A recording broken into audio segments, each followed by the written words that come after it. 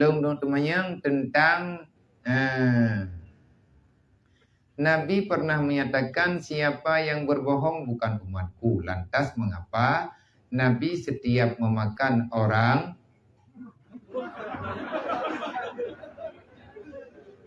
hai lagi menulis memakan orang memakan orang selain mengatakan enak, padahal rasa aslinya makanan tersebut tidak enak. Mohon penjelasan. Nah kejadian nah tidro sahabat ganyan urang gatin wala aqwa ala nari jahim. Nah kejadian nah tidro sahabat ganyan urang gatin gayak me bohanggur yang cukup matham igayak sedekah ke Rasulullah. Kop juh gayak di kampung, gayak juh bohanggurnya. Khusus gayak me ke Nabi. Nabi dengan duduk dengan sahabat. Ya Rasulullah, nyo anggur nyo long cok di kampung long me kena khusus ke drone Rasulullah. Napa juh ya Rasulullah? Jeut long pajuh teadru. Inau ya Rasulullah napa juh? Nak boleh he, kuy long he kuba. Necok le Nabi. Bukan jeut napa juh. Necok Rasulullah sabo nekap nemama Pak berat mame. Tanya Rasulullah Pak nak pulanya pu baja nak bu. Maksudnya Rasulullah mame tak tahan. Tenang ke memang Rasulullah ngai kampung long tiba ke rumahnya yo. Nyo ti anggurnya ye pegah le urang mame. Tigaknya hau galak ke menan. Ilam ti ke baju. Nak putun Rasulullah.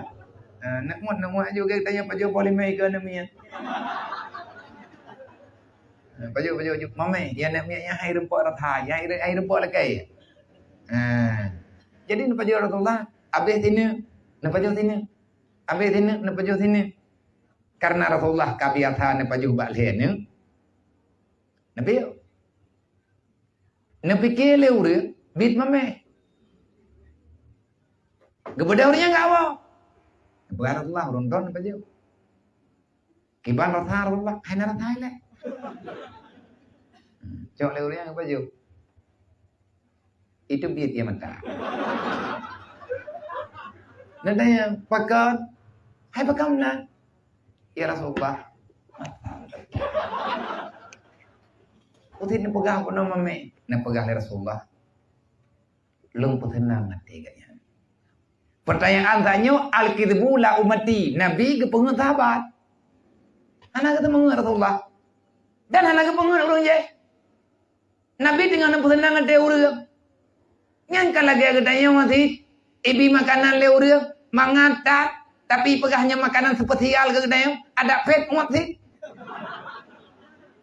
Pada pesenang ada gap. Mangat.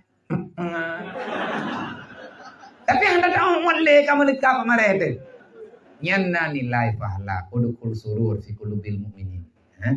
Memberikan rasa damai tenang kepada orang lain, insyaallah Allah Taala ditaat. Nya hana geukeun tulit. Ya geukeun tulit kan menang. Yang kedua, saya pernah mendengar manusia bisa bernafas tanpa ruh, yaitu saat subuh bagaimana penjelasannya? Nah urang jeut getarik nafas, tapi kayaknya hana le nyawang. Wate tu bo. Nampom long. Ayah nampom mana dia ju. Tapi urang yang kahana le rau, hana le nyawa. Kaitan nam lah tahu mah. Nyo makna ji menau. Nyo mungkin na bahasa kiasan. Na bahasa kiasan, nyo bahasa ruh bukan yang berbentuk nyawa. Tapi puji orang yang sudah arif. Ada orang bisa bernafas di saat dalam lezatnya beribadah. Ganya geduk gemeratip, ganya geibadat lang wate subuh. Yang ingin le urang ganya hana le nafas, tapi ganya mantang jaga lagi biasa. Kiban jaga lagi biasa. Ge putu biat nafas, roh gana tinggal le urang meninggal, hana bergerak le kaku. Tetapi nafas mantang na. Nyan na kejadian le urang lazat dalam ber wallahu a'lam. Nyokapi. Jumlah sedekah bak malamnya yang kad terkumpul 3.530 Saribe 150 rupiah. Ya.